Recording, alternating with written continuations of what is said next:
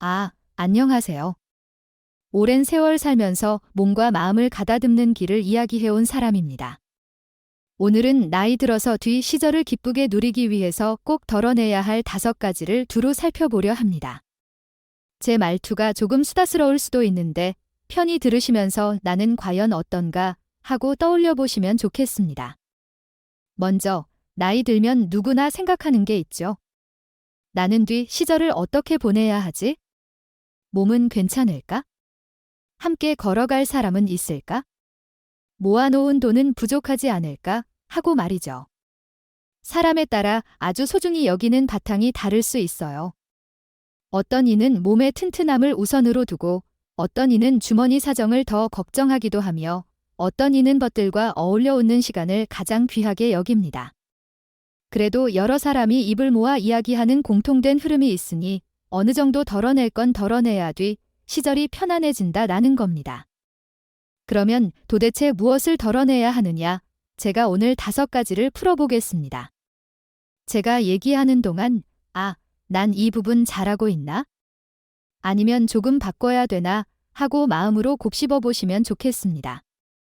혹시 내용이 마음에 드신다면 한번 응원해 주시고 다음에 또 찾아오실 때도 편히 들러주시면 좋겠습니다. 이야기를 시작하기 전에 저는 젊을 적에는 벗이 많아야 잘난 거라고 생각했습니다. 결혼잔치나 장례에 사람들이 우르르 몰려오면 저 사람 참 관계가 좋네, 인간됨됨이가 훌륭하네 하고 칭찬받는 분위기가 있지 않습니까? 그래서 저도 동창 모임, 여러 모임에서 모임돈 거두는 자리나 우두머리 자리를 맡으면서 주말이면 결혼식장이나 빈소를 찾아가느라 바쁘게 지냈어요. 그땐 휴대전화로 쉽게 돈을 건네거나 할 수 없던 때라 꼭 몸소 가야 진정한 마음을 보인다고 생각했던 거죠. 아마 저처럼 사느라 분주하셨던 분들 많으실 겁니다. 그런데 해가 지나고 인생의 오르막도 있었고 내리막도 있었던 어떤 순간 저는 정말 내 곁에 남는 것이 누구인가 라는 물음을 하게 됐습니다. 일이 잘 풀려서 웃을 때 함께 환호해줬던 사람도 있었고 일이 실패해서 힘들 때 매정하게 돌아섰던 이들도 있었거든요. 그래서 연락처를 뒤집어 엎듯 정리해본 적이 있습니다. 내가 이 사람 번호를 도대체 왜 저장해놨지? 이 모임은 굳이 나갈 필요가 있을까? 하면서 싹쓸이 정리를 했더니 마음이 한결 개운해지더군요. 결국 나이가 들수록 폭넓은 인맥보다는 진정으로 나를 알아주고 내가 아껴줄 수 있는 것 한두 명만 있으면 충분하다는 것을 깨달았습니다. 많이 만나는 것에 연연하기보다는 몇 안 되더라도 소중한 사람에게 더 마음을 나누고 잘해주는 게 낫다는 거죠. 거창한 말로 관계 미니멀리즘이라고 할 수도 있겠습니다. 뒤 시절의 기쁨을 위해서는 모임 참석이나 경조사 참석을 크게 줄이고 오히려 꼭 소중한 사람들에게는 전보다 더 베푸는 방향으로 바꾸면 좋겠다는 생각이 들었습니다. 다음 이야기는 제가 얼마 전에 오랜만에 만난 한 벗의 실제 이야기입니다. 그 벗이 요즘 큰 맘고생을 했다는데 남편분이 퇴직 후 지방에서 임시로 일하며 주말에만 집에 오고 있었대요. 그러다 어느 날 남편이 갑자기 큰돈이 필요하다라며 전화를 해서 그 벗이 별 의심 없이 돈을 건넸다고 합니다. 그런데 며칠 지나지 않아 알고 보니 남편이 인터넷 영상에서 돈 쉽게 불려준다는 유혹을 보고 그쪽에 넣었다가 속임을 당한 거였어요. 벗은 불이 남편이 그리 어리석은 사람이 아닌데 무슨 홀린 듯이 당해버렸다며 억장이 무너졌다고 하더군요. 이처럼 퇴직 후에는 조금 더 벌어볼까 하는 마음이 들 수도 있는데 자칫하면 모든 걸 잃어버리는 경우가 생깁니다. 재산이 왕창 깎여나가는 건 물론이고 믿었던 식구 사이에 금이 가기도 하고요. 욕심이란 게 끝이 없어서 사람은 항상 위를 보고 더 가지려다가 실패하기도 합니다. 젊을 때는 망해도 다시 일어날 시간이 어느 정도 있지만 나이 들면 그 위험을 떠안기엔 회복이 쉽지 않죠. 그래서 저는 뒤 시절을 지키려면 더 벌기보다는 이미 가진 걸 지키는 쪽으로 눈을 돌리는 게 좋지 않을까 하는 생각을 했습니다. 욕심이라는 말을 쓰고 싶지 않아도 결국 우린 어느 순간 마음에 탐심이 스며들면 큰 화를 입게 되거든요. 그래서 이만하면 됐다 하고 내가 가진 것에 감사하며 혹시 마음 한쪽에서 조금만 더 하는 소리가 들리면 과감히 내려놓는 쪽이 더 안전하다고 봅니다. 산에 오를 땐 의욕이 넘쳐도 내려오는 길은 조심해야 하는 것처럼 말이죠. 음식을 대하는 마음도 나이가 들수록 달라집니다. 사실 어떤 분들은 드시고 싶은 걸 마음껏 먹지 못해서 속상해하기도 하지만 많은 분들은 입맛이 옛날 같지 않다며 반찬 서너 가지에 김치만 있어도 한 끼를 때우시는 경우가 많아요. 혼자 계시면 더욱 그러고요. 저는 여기서 한 가지 생각해 볼 점이 있어요. 소식을 하는 건 분명 뒤 시절 몸을 가볍게 하고 속을 편안하게 하는데 좋습니다. 하지만 골고루 먹지 않으면 몸이 점점 약해져서 무너지는 경우가 많아요. 우리나라의 어른들 식단을 보면 탄수화물 중심으로 먹고 단백질을 충분히 섭취하지 못해서 근육이 부족해지고 나트륨 섭취량은 오히려 많아서 혈압이 오르기도 합니다. 거기에다 비타민이나 다른 미세 영양소가 모자라면 몸이 자꾸 힘들어져요. 그래서 조금씩, 자주, 다양하게 먹는 습관을 들이는 게 중요합니다. 너무 부담되게 지건 꼭 먹어야 한다고 강요하지 말고 늘 먹던 탄수화물에 더해 채소, 고기, 과일, 우유나 두유처럼 단백질과 미세 영양소를 채워줄 음식을 곁들여 보는 거예요. 한 가지 더 덧붙이면 나이가 들면 여기저기 쑤시고 아파서 약이나 보조제를 사다 드시는 분이 많습니다. 그런데 의사 말도 없이 그냥 주변에서 지거 좋다더라 소리 듣고 덥석 사다 먹다 보면 되레 몸에 탈이 날 수 있어요. 사실 많은 영양 전문가들이 가능한 한 자연스러운 먹거리에서 영양을 충분히 섭취하라고 이야기합니다. 아예 약을 끊을 수는 없더라도 괜히 겹치는 약이나 보조제는 없는지 잘 살피고 꼭 필요한 만큼만 드시는 게 좋다고 느낍니다. 또 빼놓을 수 없는 게 나이가 들수록 말이 길어지는 일입니다. 저는 젊었을 때부터 종종 어르신들 모임에 가보면 아이고 옛날에 말이야 하면서 무용담처럼 이야기 보따리를 풀어놓으시는 걸 자주 봤어요. 재미있는 경험도 많고 평생 쌓인 노하우도 많으실 테니 자연스럽긴 하죠. 그런데 요즘 세상은 예전과 달라서 잘못하면 말이 많다며 꺼려지기도 쉽습니다.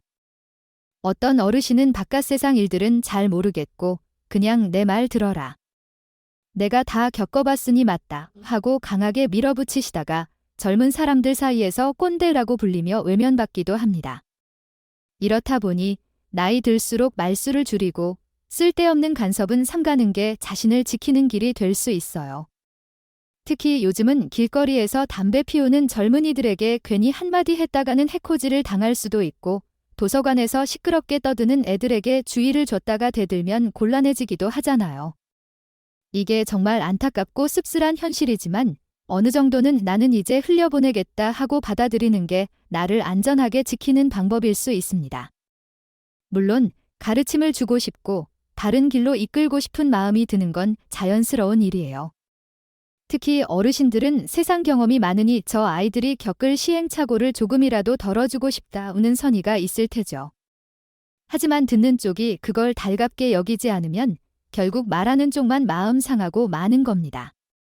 그래서 저는 나이가 들수록 꼭 조심해야 할 말하기 습관으로 잔소리, 같은 얘기 되풀이, 푸념, 고집이 4가지를 꼽고 싶어요. 잔소리는 사소한 일까지 다 참견하는 거죠. 그거 거기 두지 말라고 했잖아. 왜 옷차림이 그 모양이냐. 누가 요즘 그런 식으로 사냐 같은 말들이 대표적입니다. 어릴 때나 젊을 때는 주변에서 조금씩 들어도 참고 넘길 수 있을지 몰라도 나이 많아질수록 잔소리가 심해지면 멀리하는 사람이 많아져요. 되풀이도 문제입니다. 한 번 한 이야기를 몇 번이고 또 하고 듣는 사람이 야, 이 얘기 또 시작이구나 하고 질리는 경우죠. 물론 나이가 들면 깜빡 잊고 중복해서 말하는 때가 있을 수 있습니다. 하지만 듣는 쪽은 왜 저 얘기를 또 하지 하면서 살짝 피로감을 느끼니까 어쩌면 내가 이 얘기 전에 했던 거 아닌가 하고 스스로 점검하는 습관이 필요합니다. 푸념은 주변 사람들에게 끊임없이 내가 몸이 아프고 돈도 부족하고 자식들이 이렇고 하며 어려움을 토로하는 거예요. 물론 속상하니까 누군가에게 털어놓고 싶은 마음은 이해가 되지만 듣는 사람 입장에서는 너무 자주 같은 푸념을 들으면 부담이 됩니다. 결국 거리를 두게 되죠. 고집도 빼놓을 수 없습니다. 나이가 들면 오랜 세월 쌓인 생각이 뿌리처럼 굳어져서 내가 사는 방식이 옳다. 다른 방식은 틀렸다 하고 내내 주장하게 되는 경우가 많아요. 게다가 내가 연장자니까 내 말에 따르라 는 태도를 보이면 젊은이들이 억지로라도 수긍하긴 해도 속으로는 반감을 품게 됩니다. 아무리 살아온 세월이 길어도 다름을 받아들이는 자세가 있어야 서로를 편하게 해줄 수 있다고 믿어요. 마지막으로 제가 꼭 드리고 싶은 이야기는 앉아있는 시간 줄이기입니다. 많은 분들이 나이 들수록 거동이 불편해져서인지 의자나 소파에 앉아 TV만 보다가 하루를 보내시곤 해요. 하지만 연구를 보면 그냥 앉아만 있는 시간을 조금 줄이는 것만으로도 혈압이 낮아지고 몸에 이로운 영향을 준다고 합니다.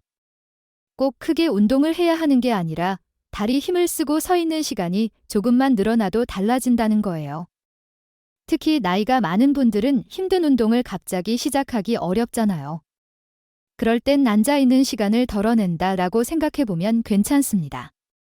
예를 들어 집에서 TV 볼 때도 가끔 일어나서 창문을 열고 닫는다든지 복도를 왔다 갔다 걸어본다든지 간단한 스트레칭을 해본다든지 말이죠. 조금씩 자주 몸을 써주면 복부에 지방이 쌓이는 걸 막아주고 혈액순환에도 좋아서 기운이 더 납니다.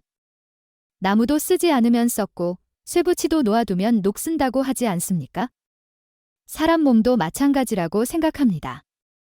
오늘은 그냥 쉬고 싶다고 하면서 의자나 이불 속에만 있으면 처음엔 편해 보여도 점점 몸이 붓고 순환도 안 되고 팔다리가 굳어버리죠.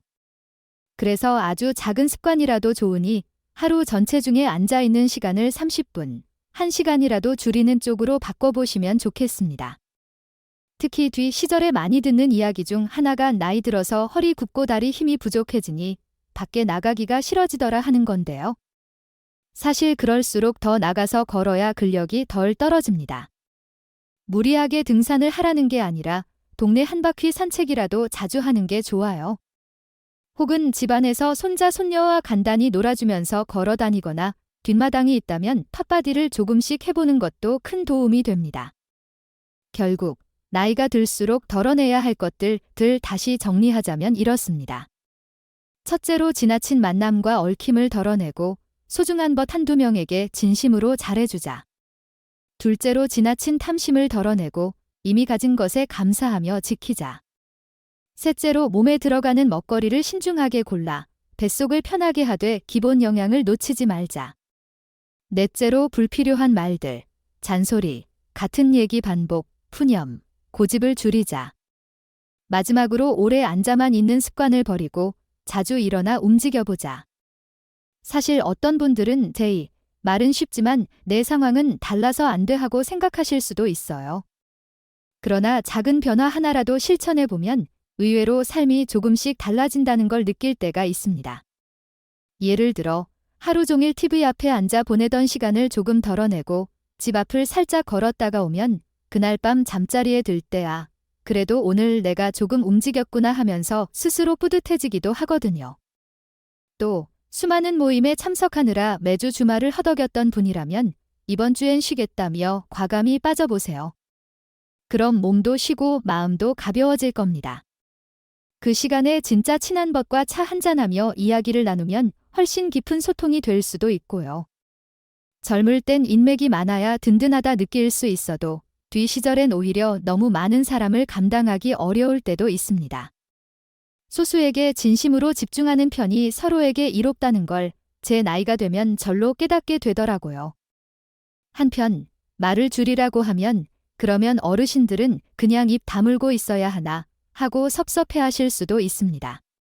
제 생각은 꼭 그런 건 아니에요. 정말 누군가가 조언을 구하면 기꺼이 이야기를 나누셔도 되지요. 문제는 억지로 젊은이들에게 들어라, 내가 해줄 말이 있다 하고 설교하듯 나서는 순간 갈등이 생길 수 있다는 겁니다. 그러니 괜히 기분만 상하지 않도록 혹시 내 말이 필요할 때가 오면 그때 해줄게 라는 태도로 여유를 부리는 게 좋겠다고 봅니다. 건강 보조제 얘기도 마찬가지입니다. 약이나 보조제, 영양제를 줄이라는 말이 하등도 먹지 말라는 뜻은 아닙니다. 꼭 필요한 건 의사나 전문 지식을 갖춘 이들과 상의해서 드시면 돼요. 다만 지인들이 디거 잘 들어 저거 잘 들어 하며 막 권할 때마다 다 덥석덥석 사다 먹는 건 위험하다는 말이죠. 뒤 시절에는 잘못하면 엉뚱한 약으로 몸을 상하게 하기도 쉽습니다. 그러니 나는 무엇을 진짜로 필요로 하나 하고 따져본 뒤에 꼭 필요한 알맹이만 챙기는 습관이 좋을 것 같습니다. 또 먹거리 습관에 대해 조금 더 이야기를 덧붙이자면 조금씩 자주 먹고 다양한 영양소를 놓치지 않는 것이 중요합니다.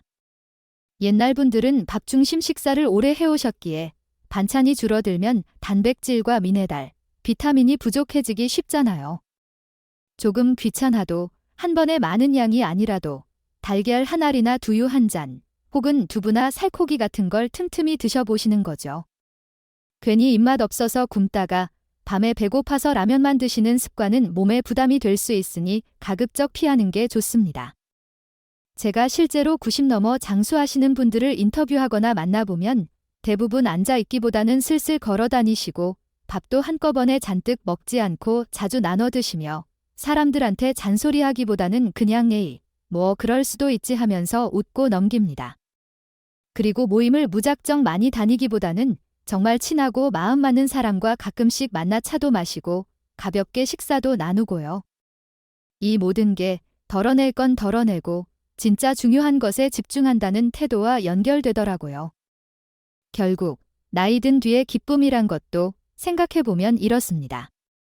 많고 복잡한 걸 다 품고 있으면 힘이 들고 자꾸 실망하거나 지치기 쉽습니다.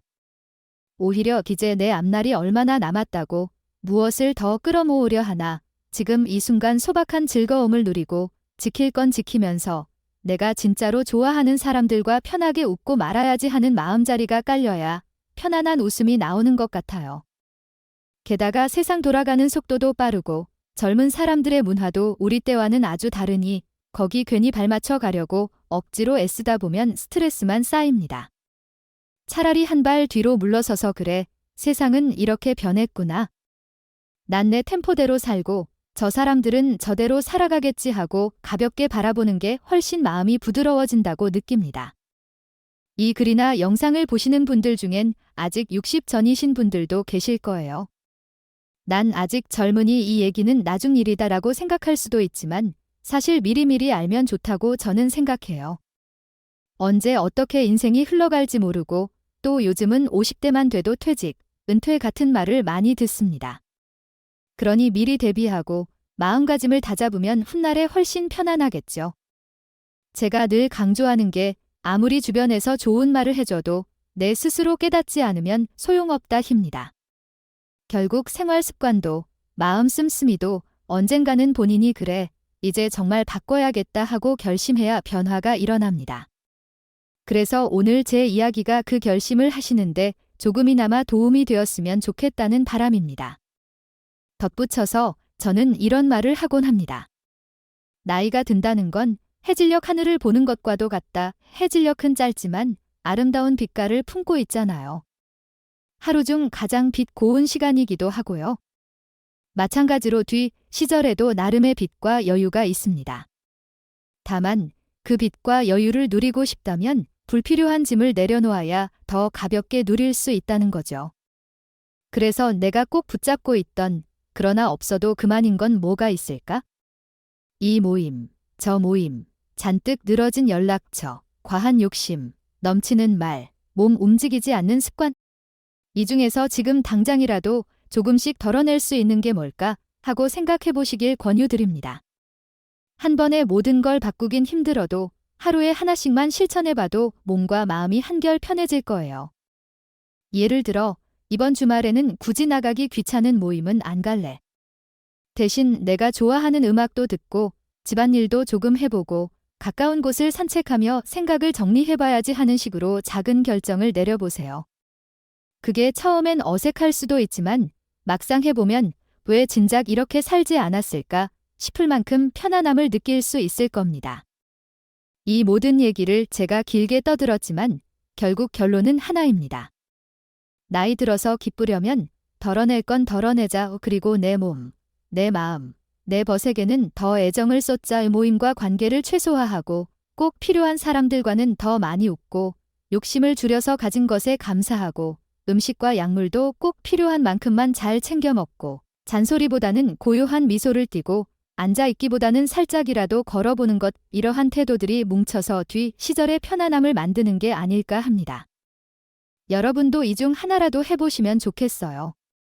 저도 아직 부족한 게 많지만 하나씩 실천하면서 이렇게 살면 속이 덜 상하네, 기분이 덜 깔깔하네 하고 스스로 느끼고 있습니다.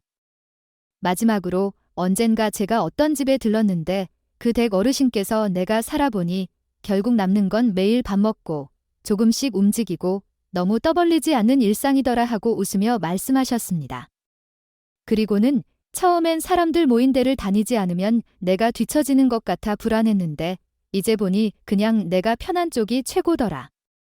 내 등에 짐이 많을수록 만나는 사람한테도 신세지고 스트레스 받고 결국 아무것도 아니더라고 하시더군요. 저는 그 말이 너무 공감이 돼서 돌아오는 길 내내 곱씹었습니다. 이 얘기가 조금이라도 도움이 되셨으면 좋겠습니다. 저는 앞으로도 이런저런 뒤 시절 이야기를 계속 나눌 생각이니 시간이 날 때 한 번씩 찾아주시면 감사하겠습니다. 여러분 응원 한 번이 저에게도 큰 기쁨이 됩니다. 여기까지 들어주셔서 고맙습니다. 오늘도 몸과 마음에 좋은 기운이 가득하시길 바랍니다. 그리고 뒤 시절을 바라보는 우리 모두가 더 가볍고도 기쁘게 살아갈 수 있길 바라면서 저는 이만 물러가겠습니다. 다음에 또 만나요.